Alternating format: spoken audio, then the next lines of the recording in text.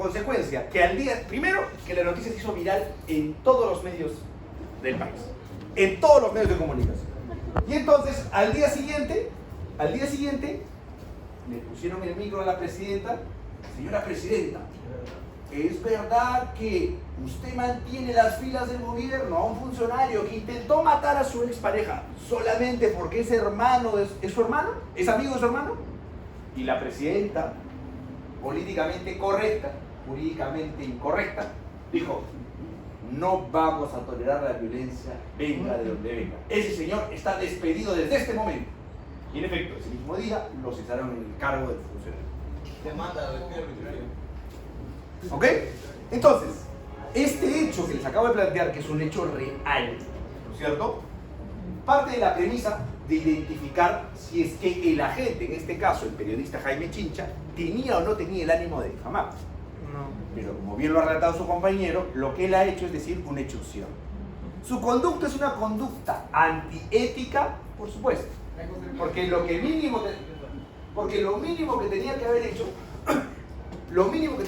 es llamar a las partes y decirles: oye, ¿qué fue este caso? Porque en ese caso todavía no hay sentencia. Es un caso que todavía está en giro. Es un caso que se calificó en su momento, pero todavía está en giro. Recién van a... No sé. La cuestión es que finalmente esos son los hechos, ¿no? Frente a ese hecho, se podría plantear difamación si, solo si postulásemos algunos de los supuestos. Sin embargo, sí puede haber un hecho de relevancia penal. Es que yo puedo ventilar o imputar situaciones a un funcionario público siempre que éstas estuvieran vinculadas con la función pública. Porque en la medida que yo sea una persona pública, y esto se aplica tanto para funcionarios públicos como para las personas que tienen cierta visibilidad pública, cantantes, actores, artistas, etc. Sin embargo, si es que las afirmaciones, los calificativos o las imputaciones no tienen que ver con la naturaleza de la función pública, entonces sí podríamos plantear cualquier supuesto de los hechos. ¿Ok? Es por eso que les decía que en este supuesto vamos a encontrar algunas contradicciones o vamos a encontrar alguna suerte de diferencias entre la libertad de expresión por un lado y la afectación al derecho al otro. O lo que ocurre con regularidad, ¿ok?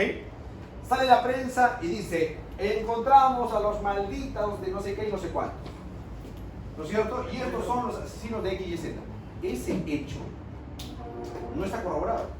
O sea, es una afirmación, una sindicación de parte de la policía en el cual todavía no se ha concretado el determinar que no son inocentes, o sea, gozan de la presunción de inocencia. Es por eso que incluso el ordenamiento procesal prohíbe la presentación de personas como responsables cuando todavía no tienen sentencia. Entonces, ese tipo de cuestiones se pueden denunciar vía delitos contra el orden. Pero eso existe la palabra presunto, ¿no? Exactamente, pero incluso eso tampoco se puede hacer. Sin embargo, difícilmente alguien se atreve a defender, por ejemplo, ¿no? Por ejemplo, han capturado la vez pasada, hace 20 días, un falso positivo. Agarró, la policía apareció en conferencia de prensa y dijeron: señores, tenemos a los sicarios que son los malditos de no sé cuántos. ¿Ok? Pero los chicos estos les habían sembrado unas cosas porque finalmente querían generar alguna operatividad y los presentaron en conferencia de prensa. Se está discutiendo si son o no son responsables, pero ya a nivel nacional se les ha presentado como que son responsables de X y crímenes, cuando todavía no había una investigación en su contra, no había un juicio en su contra, ni nada por el estilo. Entonces, ese tipo de hechos, en efecto, no justifican que se les presente como tal. Ahora, dentro de las causales de la no punibilidad, podemos encontrar las siguientes, ¿ok? El artículo 133 del Código Penal establece expresamente qué conductas son atípicas, o mejor dicho, cuando hay ausencia de punibilidad. Esto es una conducta típica, antijurídica, culpable, pero no es punible. ¿Y no es punible por qué? Porque el 133 hace referencia a ello. Por ejemplo, las ofensas proferidas con ánimo de defensa por los litigantes, apoderados o abogados en intervenciones orales o escritas con defensa. Si ustedes se ponen en algún momento a revisar algún expediente judicial o finalmente ven una audiencia de juicio oral, no en las altas cortes, sino en el resto de cortes. Porque en las altas cortes, como mencionaba hace un momento en otra clase, en las altas cortes los jueces cuidan mucho el debate y el respeto entre las partes. ¿Okay? He visto situaciones en las cuales incluso ya llegan a la exageración de evitar cuestiones muy generales. Pero en otras cortes, o sea, sí es una cosa que que finalmente llegan casi a los golpes. Entonces, en el marco de ello, estas ofensas que se generan como consecuencia del acalorado debate que se da en un juicio, van a ser parte del ánimo de defensa y van a ser aquí. Por ejemplo, ¿no? Que te digan mentiroso, sin lugar a dudas es un supuesto injurial, pero finalmente, en el marco de un proceso, no sería nada extraordinario, ¿no? Porque es parte del debate de las partes. Lo propio ocurre cuando hablamos de críticas literarias, artísticas o científicas.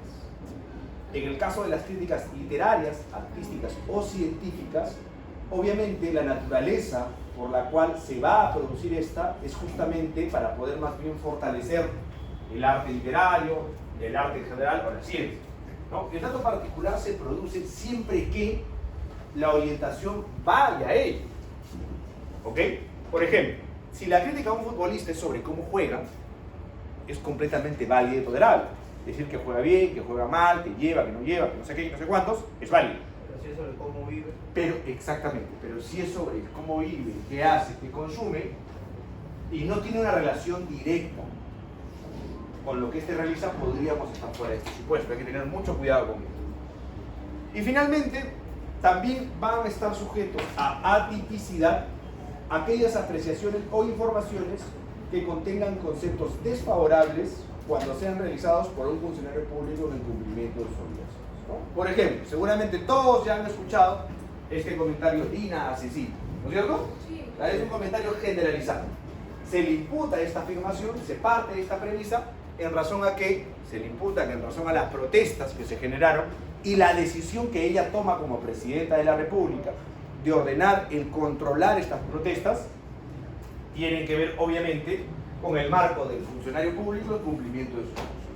Entonces, ella no podría comenzar a querellar a toda aquella persona que finalmente se pudiera manifestar. ¿Ok?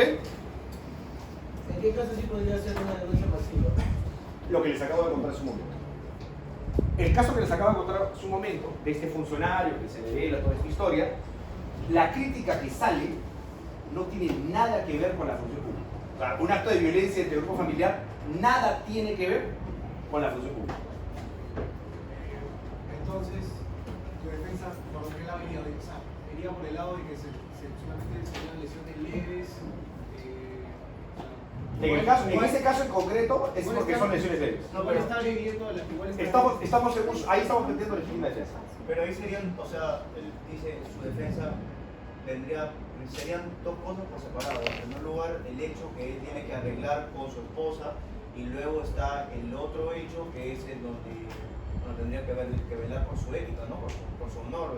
Exacto, claro, o sea, sobre el hecho de las lesiones, o sea, ahí estamos tratando de imputar, oye, es atípico, menos mal hay una sentencia de la Corte Suprema reciente que sale un poco en esa línea, y que está exigiendo un tema que con ustedes hemos visto en clase, y es que cuando hablemos de lesiones contra integrantes del grupo familiar, no basta que tú seas pareja de la otra persona, sino que hay que demostrar la condición de pareja.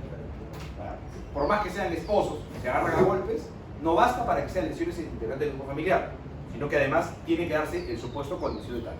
¿Qué es eso? Discriminación, subordinación, actos de violencia familiar. Si no, te vas al tipo penal de lesiones. Sí.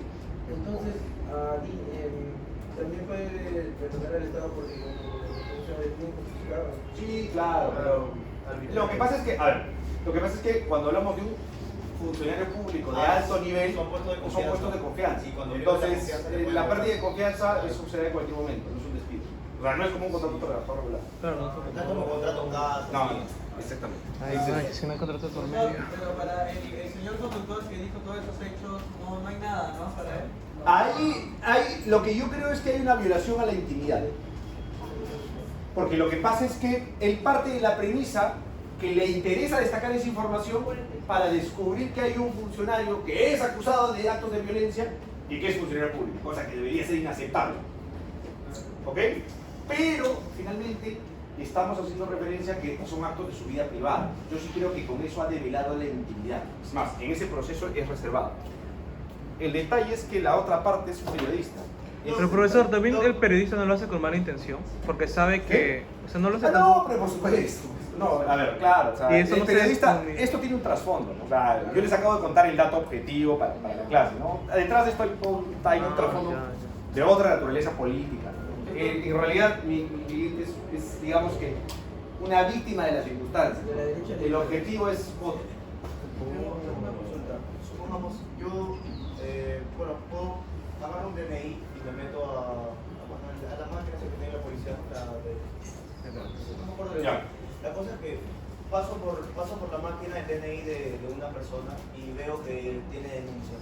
Ahora saco las denuncias, ¿no? Y eso que estoy realizando yo es legal. No, a ver, primero, eso tiene que hacer los policías. Si lo hacen, definitivamente no es legal, justifica una sanción dentro del régimen disciplinario de la policía. Ajá. De todas maneras. Y el hecho de que yo presente como tal o quiera alegar las denuncias que tiene la persona implicada no le da validez a mi esto de por sí porque yo estoy obteniendo las pruebas de forma No, el problema está en que en el marco de la prensa, ellos tienen su derecho a guardar sus fuentes. Entonces tienen el derecho al secreto de no decirte quién es su fuente. Pero, profe, a veces es más que obvio, si te salen de las denuncias todo. Claro, pero no tienen, o sea, no tienes cómo probar quién es el individuo que le facilitó la información. Claro, yo soy oficial o oficial. Exacto.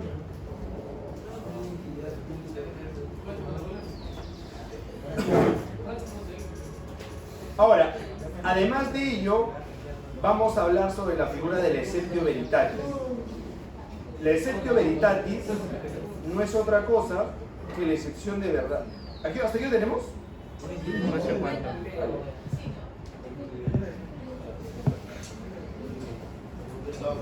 Oh, ahí no vamos a quedar, ahí no vamos a quedar.